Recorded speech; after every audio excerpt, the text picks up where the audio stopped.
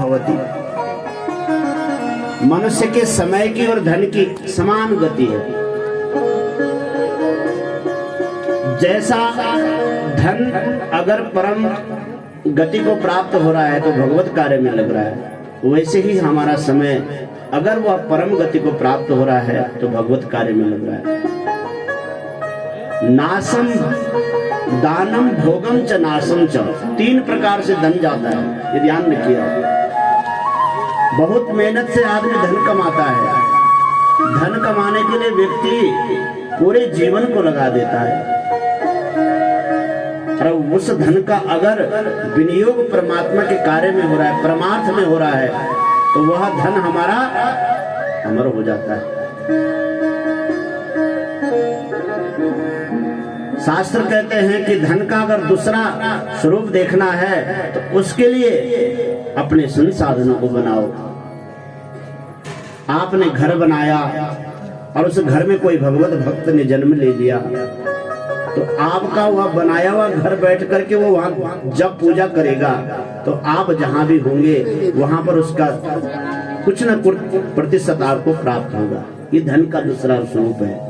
पहला स्वरूप है धन को धन्य करने का, भगवान के चरणों में उसका विनियोग हो।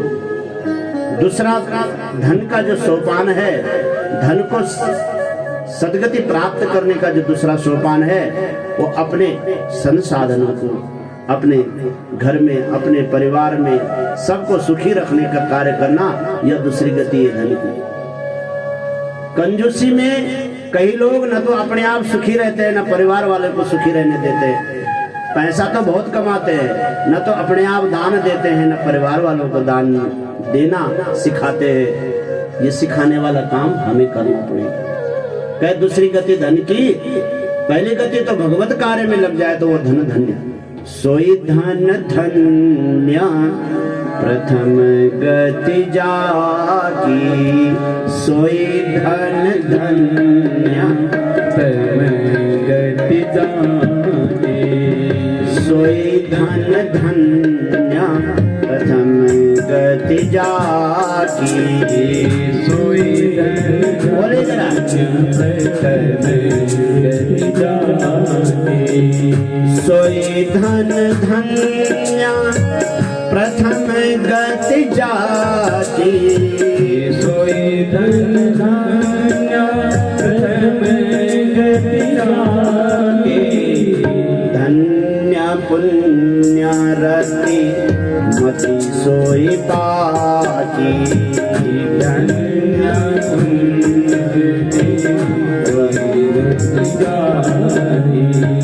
सोई धन धन्य प्रथम गति जाकी, सोई धन धन्य प्रथम गति जाकी। धन वही धन्य है जिस धन की प्रथम गति, अर्थात प्रथम गति क्या बताए हमने, भगवान के कार्य में धन का विनियोग हो जाए, वह धन। और वही मति, मति का मतलब वही बुद्धि सही है, जो बुद्धि हमें भगवान की भक्ति में, भगवान के चरणों में रति बनाए।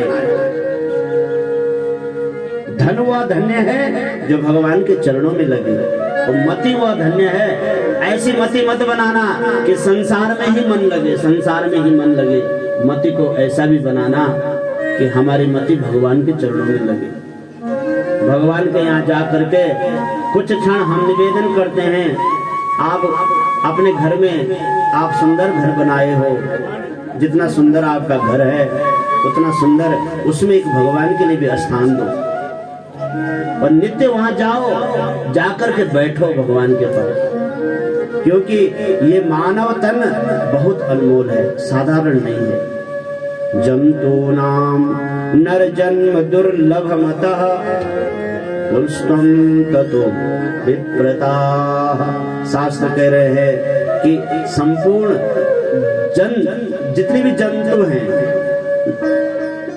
88,000 योनियों में, 88 लाख जितने भी योनियां हैं, उन योनियों में सबसे श्रेष्ठ जो तन है वो मानव तन है। और उस मानव तन को भगवान ने बड़ी कृपा करके दिया हमें। कवही की करुणा करी ईस नरतन देही देत ईस बिन हेत सुने। भगवान ने ये जो मानव तन हमें दिया है बहुत करुणा की है हमारे ऊपर, और मानव तन दे करके हम उस परमात्मा का ध्यान करते हैं कि नहीं करते हैं, यह बहुत विशेष बात है। भगवान के द्वार पर भगवान के सामने बैठ करके भगवान के प्रति चिंतन जरूर करना। हे ईश्वर, आपने मुझे संसार में भेजा, इस संसार में भेजने का आपने मेरे ऊपर बड़ी कृपा की, अब मेरा कर्तव्य क्या है? हमारा कर्तव्य है कि जिस प्रकार से हम संसार के लिए अपना समय निकालते हैं उसी प्रकार से भगवत भजन के लिए भी हम समय निकालें, भगवान की चर्चा के लिए भी हम समय निकालें प्रतिदिन। नहीं तो समय तो ऐसा चला जाएगा जैसा धन जाता है, धन कभी रुकता नहीं किसी के पास, ये ध्यान रखना। धन को रोकना चाहोगे तो परिवार में विकृति आ जाएगी। धन को उतना ही रोको कि जितने से हमारा परिवार सुखी हो जाए और हमारे यहाँ आने वाला अतिथि निराश होकर न जाए।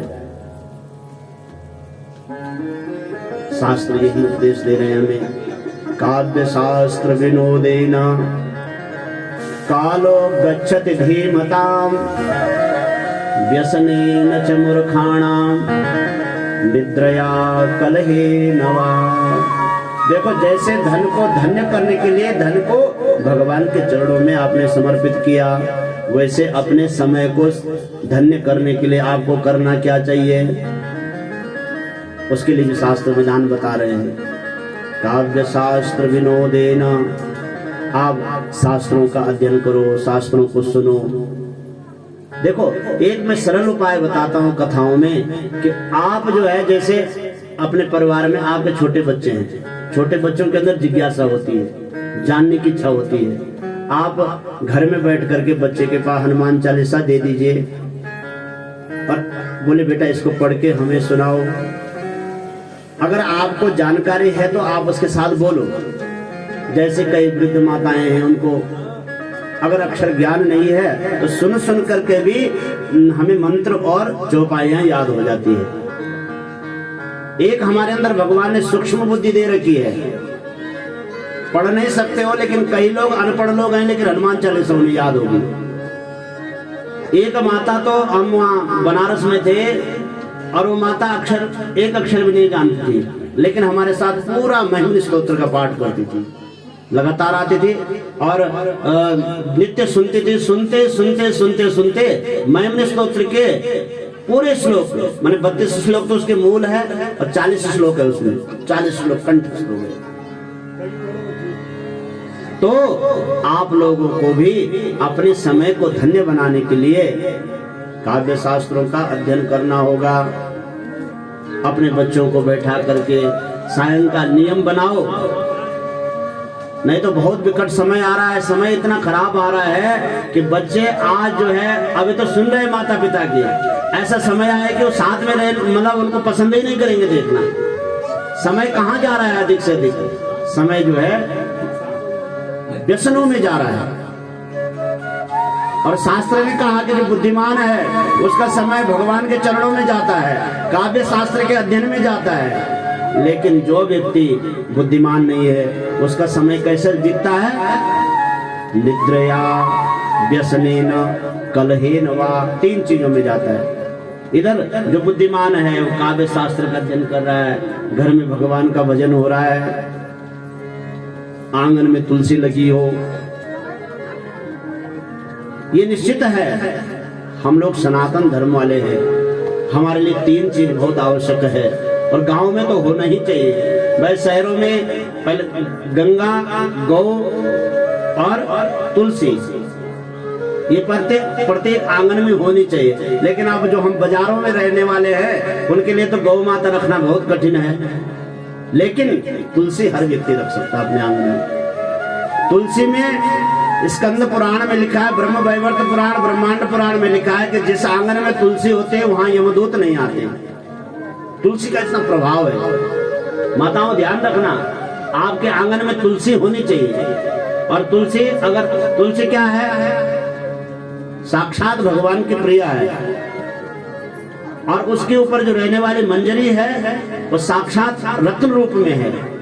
जिस घर में नित्य तुलसी को दीपक दिया जाता है सायंकाल, उस घर में धन धान्य की परिपूर्णता अपने आप आ जाती है। पर नियम बनाना पड़ेगा, तुलसी माता का पूजन हो, ऐसा भाव बने।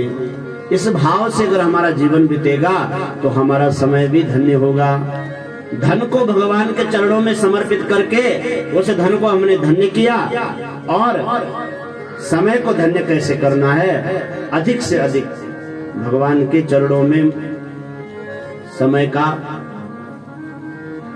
समय हमारा भगवान के चरणों में व्यतीत हो, तब वह समय हमारा धन्य है। नहीं तो ये तो जीवन ऐसा है जैसे घड़े में पानी भर दो और उस घड़े में थोड़ा सा छिद्र हो जाए, हल्का सा छेद हो जाए, पर पता न चले कि इसमें छेद है। उससे जल टपकते टपकते टपकते टपकते एक दिन वह घड़ा रिक्त हो जाता है। वैसे ही हमें परमात्मा ने यह शरीर दिया है, श्वासों का एक वो दे रखा है, पोटली दे रखी है, और इसमें तो घड़े में तो एक छेद हो जाए महाराज तो सारा जल निकल जाता है। नवद्वारे पुरे देहे, हमारे शरीर में तो 9 छिद्र है, और रोम रोम से, रोम रोम जितने हमारे रोम है शरीर में उतने उतने छिद्र हैं। फिर भी उस भगवान की कैसी कृपा है, वो श्वास टिका हुआ है, वो प्राण टिका हुआ है। ये उस भगवान की महान कृपा का प्रभाव है।